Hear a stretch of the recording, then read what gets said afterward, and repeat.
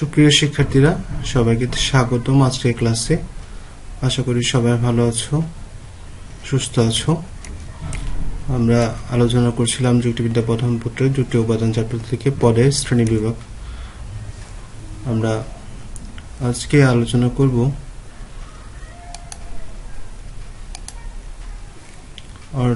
অর্থের সুনির্দিষ্টতা অনুসারে প্রকারভেদ, অর্থের প্রকাশযোগ্য অনুসারে প্রকারভেদ এবং সম্বন্ধ অনুসারে প্রকারভেদ, এই তিন প্রকারের প্রকারভেদ নিয়ে আলোচনা করব। অর্থের সুনির্দিষ্ট অনুসারে পদকে তিন ভাগে ভাগ করা যায়: একার্থক, অনেকার্থক এবং সাদৃশ্যমূলক পদ। তোমরা একটু মনোযোগ দিয়ে লক্ষ্য করো। তাহলে একার্থক পদ কি? যে পদের শুধুমাত্র একটা অর্থ রয়েছে সেটা হচ্ছে একার্থক, মানে একটা অর্থ।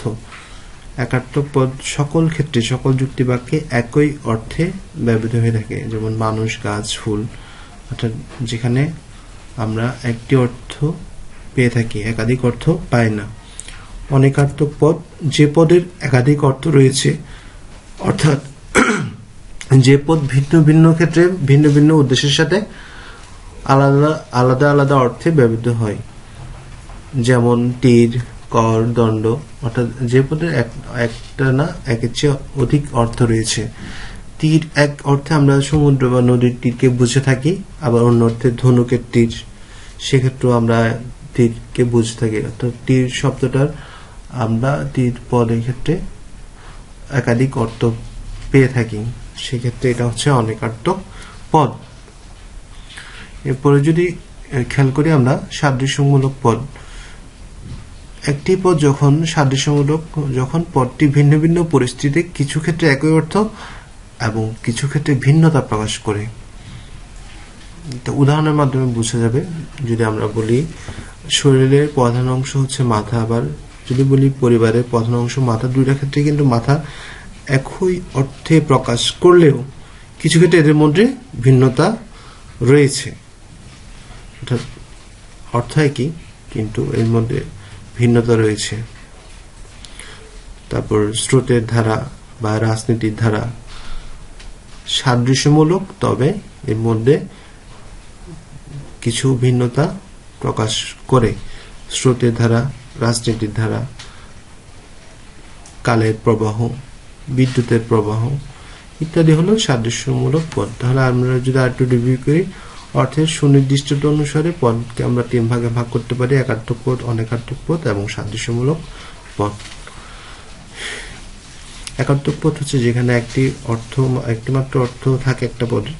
অনেকার্থক পদ যেখানে একাধিক অর্থ থাকতে পারে। সাদৃশ্যমূলক পদের ক্ষেত্রে কিছুটা ভিন্নতা, ভিন্ন পরিস্থিতিতে কিছুটা ভিন্নতা, সাদৃশ্যমূলক তবে কিছুটা ভিন্নতা থাকবে। এরপরে হচ্ছে অর্থের প্রকাশযোগ্যতা অনুসারে পদের কে আমরা দুভাগে ভাগ করতে পারি। এটা হচ্ছে নিরপেক্ষ পদ আর একটা হচ্ছে সাপেক্ষ পদ। নিরপেক্ষ পদ হচ্ছে যে পদ অন্য কোনো পদের ছাড়াই, সাহায্য ছাড়াই বোঝা যায়। অর্থাৎ একটা পদকে জানার জন্য অন্য কোনো পদের প্রয়োজন পড়ে না, সেই পদটাই হচ্ছে নিরপেক্ষ পদ। অর্থাৎ যে বস্তু বা বিষয়ের অর্থ স্বয়ংসম্পূর্ণ ভাবে প্রকাশিত হয়, যেমন মানুষ, বই, গাছ। এইসব পদের ক্ষেত্রে আমাদের কিন্তু অন্য কোনো পদের সাহায্য লাগছে না, এগুলো নিরপেক্ষ পদ। তাহলে সাপেক্ষ পদ কি? এটা ইম্পর্টেন্ট। যে পদ তার অর্থের জন্য অন্য পদের উপর নির্ভর করে তাকে বলা হয় সাপেক্ষ পদ। যেমন আমরা যদি বলি শিক্ষক, তখন অবশ্যই কিন্তু ছাত্র চলে আসে, অর্থাৎ ছাত্র ছাড়া কিন্তু শিক্ষক বলা যাবে না। অর্থাৎ জোড়াই অবস্থান করে সাপেক্ষ পদগুলো। একইভাবে পিতা, সন্তান, রাজা, রানী, স্বামী, স্ত্রী, এই পদগুলো একটা আরেকটার উপর নির্ভরশীল। তাই জন্য অর্থের ক্ষেত্রে তাই জন্য এই পদগুলোকে বলা হয় সাপেক্ষ পদ। এবং এই সাপেক্ষ পদটা তোমাদের জন্য খুবই ইম্পর্টেন্ট, এটা ভালো করে পড়বা। এরপরে সম্বন্ধ অনুসারে আমরা দু ধরনের পদ পেয়ে থাকি। একটা হচ্ছে সঙ্গতিপূর্ণ পদ, আর একটা হচ্ছে অসঙ্গতিপূর্ণ পদ। সঙ্গতিপূর্ণ পদ হলো এমন পদ যার একাধিক অংশ রয়েছে কিন্তু এগুলো একত্রে উপস্থিতি কোনো যৌক্তিক সমস্যা তৈরি করে না। যেমন অর্থাৎ অংশগুলো যদি উদ্দেশ্য বা বিধেয় থাকে, একত্রে থাকলে এটা আমাদের কোনো ধরনের সমস্যা তৈরি করে না। যেমন আমরা যদি বলি উদাহরণ হিসেবে টক মিষ্টি বা অশিক্ষিত ধ্বনি, এই ক্ষেত্রে আমাদের এইসব পদসমূহ কোনো ধরনের অসঙ্গতি বা কোনো ধরনের সমস্যা তৈরি করছে না আমার বাক্যে, সেজন্য এগুলোকে বলা হয় সঙ্গতিপূর্ণ পদ। এগুলো হচ্ছে অসঙ্গতিপূর্ণ পদ। অসঙ্গতিপূর্ণ পদ একত্রে উপস্থিত থাকতে পারে না, একটা থাকলে আরেকটা, অর্থাৎ একটা কোনো উদ্দেশ্য বা বিধির মধ্যে একটা অংশের উপস্থিতি অন্যটার অংশের অনুপস্থিতিকে নিশ্চিত করে।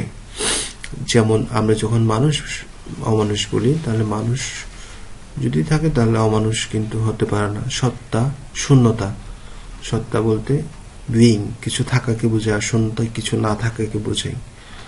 আমরা অসঙ্গতিপূর্ণ পদ আবার 3 ধরনের পেয়ে থাকি। একটা হচ্ছে বিপরীত পদ, একটু বিরুদ্ধ পদ, আর একটা হচ্ছে ব্যাহতার্থক পদ। এই 3টা পদ খুব ইম্পর্টেন্ট। এই 3টা পদ তোমরা একটু ভালো করে পড়বা। আমরা যদি একটু দেখি, বিপরীত পদ পরস্পর বিরোধী পদ, তবে এটাকে যোগ করলে আমরা, তোমরা জানো ব্যাখ্যার্থ কি, ব্যাখ্যার্থ হচ্ছে পরিমাণ। এই 2টা পদকে যদি যোগ করে আমরা কিন্তু পূর্ণাঙ্গ ব্যাখ্যার্থটা পাবো না। হয়তোবা এভাবে বললে বুঝবে না। বিপরীত পদ যেমন সাদা ও কালো, সাদা ও কালো এই 2টা হচ্ছে বিপরীত পদ। আমরা এই 2টাকে যদি যোগ করি, সব ধরনের রং কিন্তু বা বর্ণ আসে না, কিন্তু সাদা কালো ছাড়া আরো অনেক, আমি যদি বলি সাদা কালো ছাড়াও কিন্তু অনেক ধরনের রং হতে পারে। অর্থাৎ যদি বলি এই জামাটা সাদা নয়, তার তখন আমরা এটা বলতে পারবো না যে, বা এটা সিদ্ধান্ত নিতে পারবো না যে এটা কালো, কারণ সাদা কালো ছাড়াও অন্য রঙের জামা হতে পারে। তাহলে বিপরীত পদটা হচ্ছে এ ধরনের যে পদ 2টাকে যুক্ত করলে আমরা পূর্ণাঙ্গ ব্যাখ্যার্থ পাবো না, সেই ক্ষেত্রে হচ্ছে সাদা বিপরীত পদ। যেমন সাদা কালোকে যোগ করলে আমরা কিন্তু সব ধরনের রংকে পাই না। এটা হচ্ছে বিপরীত পদ। না বুঝে থাকলে কমেন্ট করবা।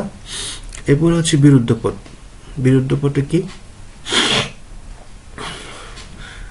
2টি পরস্পর বিরোধী পদ যেটাকে একত্র করলে আমরা নির্দেশিত বিষয়বস্তুর সকল সদস্যকে নির্দেশ করে, অর্থাৎ পূর্ণাঙ্গ আমরা ব্যাখ্যার্থ পেয়ে থাকি এই ক্ষেত্রে। যেমন আমরা যখন যদি বলি সাদা ও অসাদা, এই 2টা হচ্ছে বিরুদ্ধ পদ।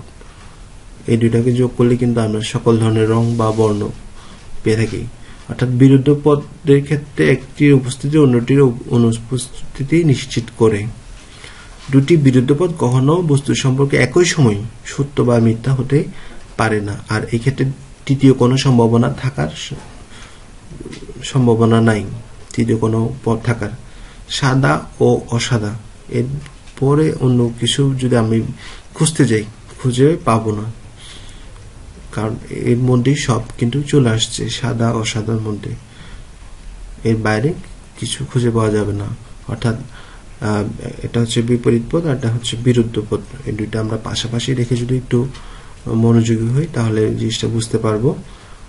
তোমরা আরো কিছু উদাহরণ দেখবা। এরপরে হচ্ছে লাস্ট ওয়ান, ব্যাখ্যার্থক পদ। এটা হচ্ছে এমন গুণে নির্দেশ করে যে গুণটি বস্তুর মধ্যে স্বাভাবিকভাবে উপস্থিত থাকার কথা, কিন্তু বর্তমানে সেটি নেই, আবার সেটা ভবিষ্যতে নতুন করে আসতে পারে। সেই ধরনের পদকে আমরা ব্যাখ্যার্থক পদ বলে থাকি। যেটা বর্তমানে নেই, থাকার কথা কিন্তু বর্তমানে নেই, ভবিষ্যতে আসতে পারে। যেমন অন্ধ, খোড়া, বোবা। কারণ খোড়া পট্টি দ্বারা হাঁটার ক্ষমতা অনুপস্থিতিকে বোঝায়, তবে চিকিৎসার মাধ্যমে আমরা ভবিষ্যতে হাঁটার ক্ষমতা আবার ফিরেও পেতে পারি। এটাই হচ্ছে যে ভবিষ্যতে আবির্ভাব ঘটতে পারে, একটা সম্ভাবনা থেকে যায়।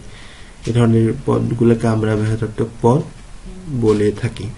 তো পদের শ্রেণী বিভাগের আলোচনায় আজকে এতটুকু। বাকি যে অংশগুলো রয়েছে আগামী ক্লাসে আলোচনা করব।